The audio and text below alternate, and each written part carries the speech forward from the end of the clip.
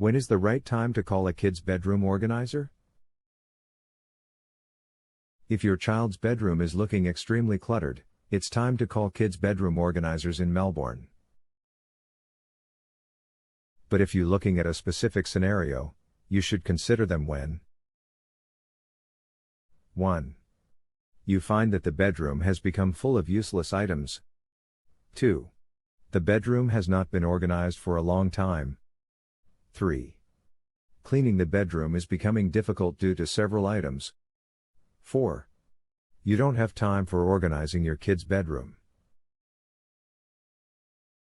At Home Organisers, we carry out bedroom decluttering efficiently.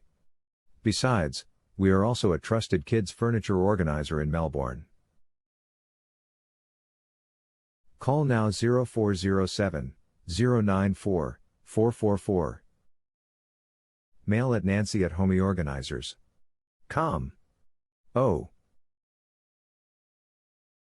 Visit us homeorganisers.com.